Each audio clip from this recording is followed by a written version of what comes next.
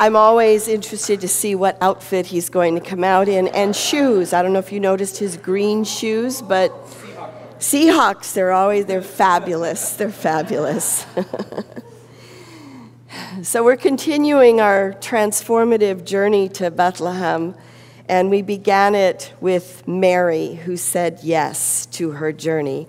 Mary, who was visited by the angel Gabriel and said, "You will bear a child." And she said, "How is this to be, since there is no man in my life?" And yet, without knowing, she said yes. And metaphysically, when we look at this story, Gabriel represents our divine guidance, represents our angels, our higher selves, who also call us to a new possibility, a new place. And so when we say yes, we don't know how it's going to unfold or what's going to happen, but we are, like Mary, we are pregnant with possibility when we say yes to that experience.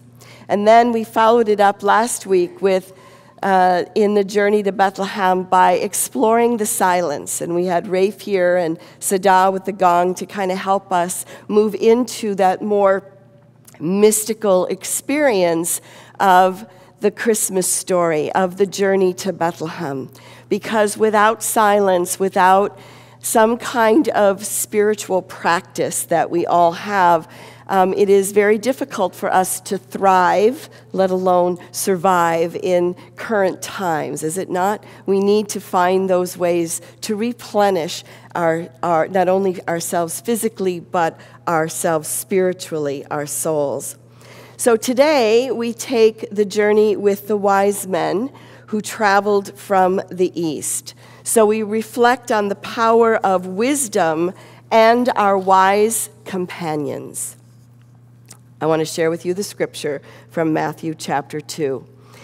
In the time of King Herod, after Jesus was born in Bethlehem of Judea, wise men from the east came to Jerusalem asking, "Where is the child who has been born King of the Jews? For we have observed his star at its rising, and we have come to pay him homage." So we know the story that the wise men were most likely astrologers who recognized the prophecy of the stars and were following this star, this prophecy, to the birth of the Christ child. And on their journey, they run into Herod. And Herod wants to get rid of the Christ child. And so he says, well, when you find him, let me know so I can come and worship him as well. And the wise men, being from another country, did not really know what the backstory was on all this. And so they said that they would. But after they found the Christ child and presented him with the gifts of gold and frankincense and myrrh, they were warned in a dream to go home by another way. So, there's a couple of important points in this story. One is, never underestimate your dreams as a source of wisdom. Yeah? How many of us have been guided in our lives by our dreams? And the second is that they avoided Herod. And Herod in our story always represents the ego. Because what does the ego want to do? The ego wants to destroy the Christ. The ego wants to destroy the awakening. The ego wants separation and I'm better, or, I'm different, I'm special. That's where the ego is speaking from. And so they avoid that ego. So, so wisdom does not come from ego. And I also want to speak a little bit, too, to the wisdom of dreams. I think some people say, I never remember my dreams. I don't remember my dreams. I don't remember the specifics. And sometimes it's not even the specifics of the dream that we need to get. Sometimes it's simply the feeling. You know, when you wake up and you may not know all the details, but you can ask yourself, what is the feeling of the dream? Scott Peck said that the subconscious mind is always ahead of the conscious mind, and it is always guiding us. So again, we touch into the angels, we touch into the dreams. And one of the ways that our subconscious mind speaks to us is through our dreams. So if you're one of these people who has difficulty set your alarm for 4 o'clock in the morning and then just sort of see what you experience and what you hear. I've shared this dream with you before, but it's been very powerful to me to remember it because I was unhappy in a job that I had. And in the dream, I was in a vat of gray. I was kind of in this vat of gray, and in the dream, I saw the light, and I reached up to the light and was pulled out of my body toward it. And I woke up and I thought, well, that was a weird dream, and it had a very heavy feeling to it. And the next day when I went to work, what I noticed was the color of the tunnel was the same color of the walls of where I worked. And it was very clear to me that this gray walls where I worked, that feeling, I needed to leave. I needed to get out of it. And so really it was soon after that I really ventured strongly into my spiritual path, where I ventured off into studying yoga at a yoga ashram. But it was the dream, because it was so powerful, that pushed me into moving forward. So in literature and in movies, there is always a wise being and a mentor, right? I mean, we can't have a movie or literature without one. In the Harry Potter series, who do we have? We have Dumbledore and we have Professor McGonagall. In The Matrix, we have Morpheus, right? In The Lord of the Rings, there's Gandalf. And in Star Wars, our most beloved Yoda, right? So there's no shortage of fictional characters who are wise. But what about real life? Who are the keepers of wisdom? Who are the keepers of wisdom in our culture? And we can say Gandhi, Martin Luther King, the Dalai Lama, Mother Teresa. These are some of the people who come to mind who are keepers of our wisdom. But what about in your personal life? Who have been your mentors? Who have been the wise beings in your life that have touched you and that have changed you? And how have you been that for someone else? You know, when I was in 8th grade, I ended up, I don't know why, but I always ended up in the worst class. Like, you know, the kids who were the most unruly, the kids who were the most troublesome. Even in confirmation in church, I ended up with this group that just was wild. You know, they would just throw stuff and everybody would cut and nobody would listen. And in 8th grade, we had all of our privileges taken away from us. We weren't allowed to go to music or art class or any of these things. And every time we would get a teacher, nobody wanted us and they would quit like after a week. Really. And so they brought in this teacher who was, and you know what, we're 8th grade. He was 21 years old, and I'll never forget him. His name was Jim Sadler. And you know what? He totally transformed us. I recently watched the movie To Sir with Love, and I thought, that was Mr. Sadler. That was Mr. Sadler, because he was able to speak to us where we were. He took us on, he treated us as if we were intelligent. He took us on field trips, and of all places, he took us to Old Town in Chicago to see the St. Valentine's Massacre place. I don't know why he did that, but that was one of the places he took us. But he spoke to us in a way, and he literally transformed our class. Instead of quitting and rebelling and all the things that our class had been doing, all of a sudden we wanted to learn, and we wanted to show up, and we wanted to show him that we were worthy of the way he saw us. And he will always be this special mentor in my life, and probably in the life of those other kids. So who's that been for you? Someone who showed up, and someone who has been that for you, that has changed things and turned things around almost magically, because that's what our wise beings, that's what our mentors do for us. So when we think of Martin Luther King and Mother Teresa, the Dalai Lama, Gandhi, even though each of these people are forceful, there is a quietness to their wisdom. There's a centeredness to their wisdom. And we may ask, what are the qualities of wisdom? Ecclesiastes 9:17 defines it in this way. The quiet words of the wise are to be heeded more than the shouts of a ruler of fools. And I think in this time that we live, there's kind of fools all around us, don't you think? Present company excluded, of course. But, I mean, look at the world we're living in. We have fake news, we have denial of facts, denial of science, denial of climate change. And really, when all around us there is evidence to the contrary, with the severe weather, with the droughts, with the fires that we're experiencing. And so we really do heed the words of Ecclesiastes, which says, the quiet words of the wise are to be heeded more than the shouts of the ruler of fools. So we're each called to develop the power of wisdom. With all the shouting going on around us, there's a tendency to shout back.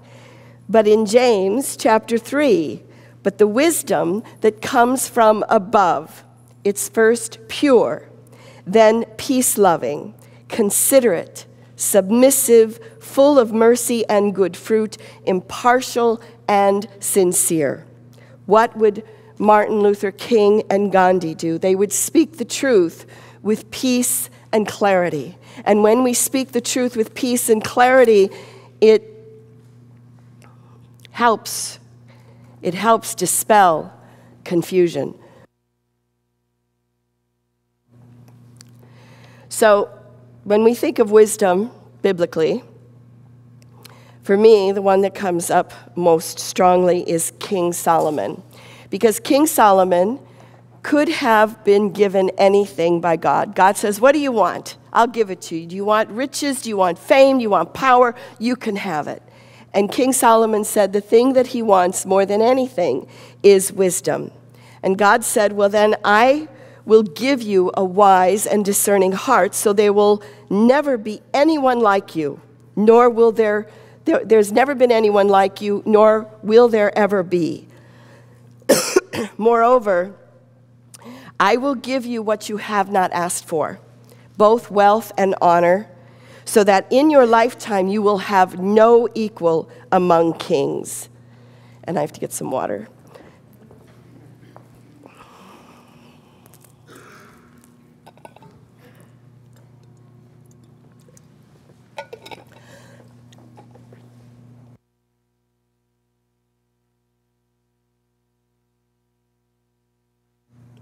I want to say it again. I will give you a wise and discerning heart, so that there will never have been anyone like you, nor will there ever be. Moreover, I will give you what you have not asked for, both wealth and honor, so that in your lifetime you will have no equal among kings. And then here's the piece. Then Solomon awoke, and he realized it had been a dream. So there we are again, the wisdom coming to someone in the form of a dream. So we each have a wise self that is inside of us. We have an inner mentor. We have the wise being that is always there to guide us if we only would listen. So I want to take you through a short guided meditation to touch that wise being. And Darius, if we could have a little bit of music, that would be appreciated.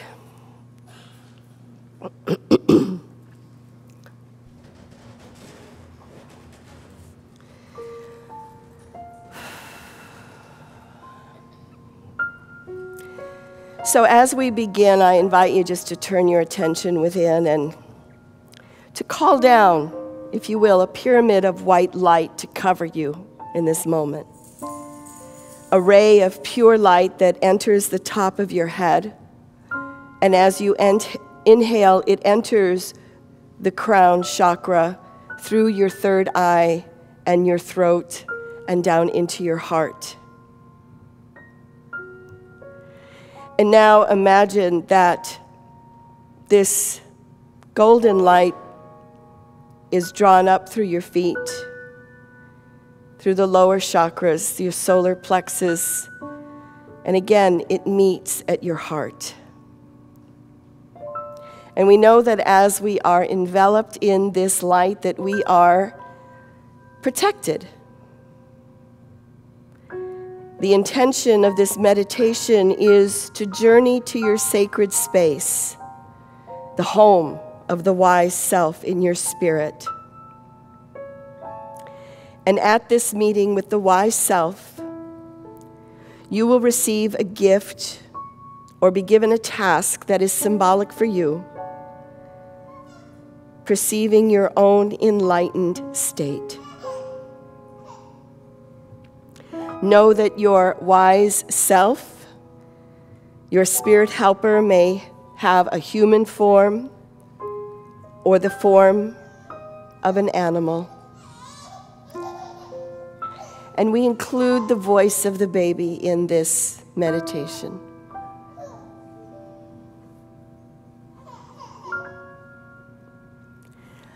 My intention is to journey to the home of my wise self. Affirm that with me. My intention is to journey to the home of my wise self. And again, my intention is to journey to the home of my wise self.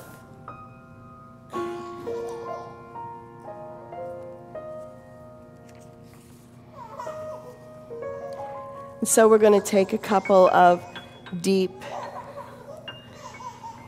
and cleansing breaths.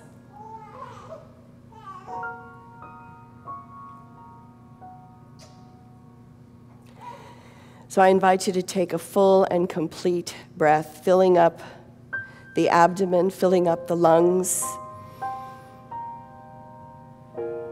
and then hold the breath for a moment, and then exhale. And then once again, take a deep, complete, full breath, your abdomen, your lungs, and hold the breath. Hold it,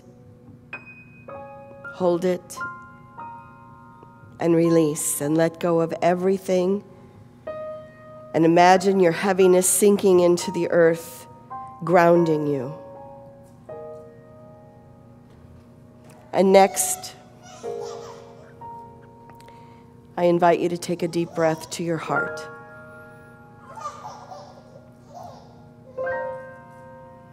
And this breath is inhaled deeply and gently.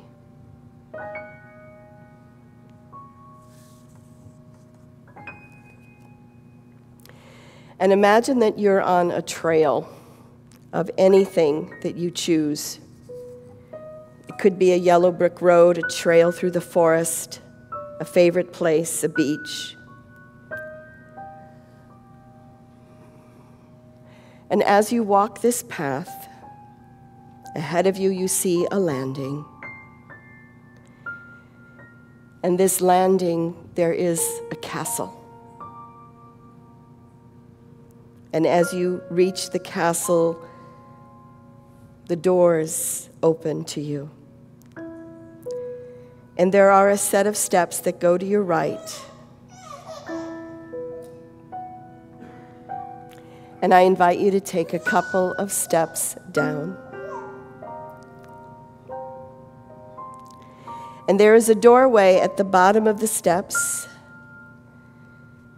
And make your way down. And you walk through a door with an elaborate foyer. And in front of you, you see a throne. And it is the throne of you, your royal self, your wise self. And there is a wise being who is standing at the foot and directs you to sit in this throne. And just take a moment. What is this wise being? Is it an animal? Is it a human? Is it Morpheus? Is it Yoda? Is it Mother Teresa?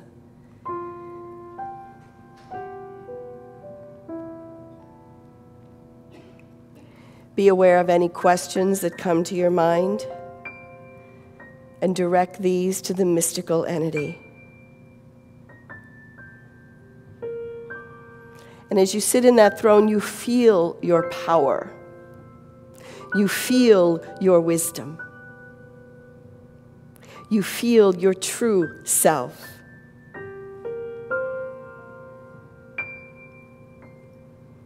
So you rise from the throne, you bow to this wise being who has a gift for you in his, her, or its robes.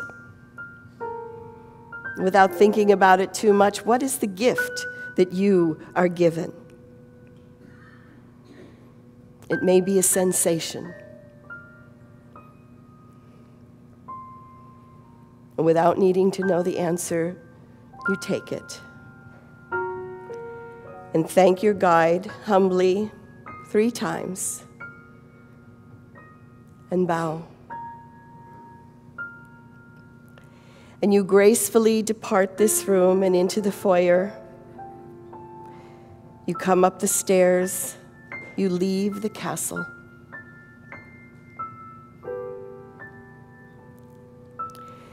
You come back to your body,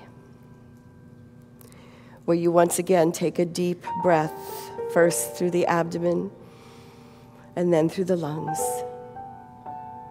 holding the breath. And as you exhale, you come back to your body, back to this time, back to this place. And when you're ready, open your eyes.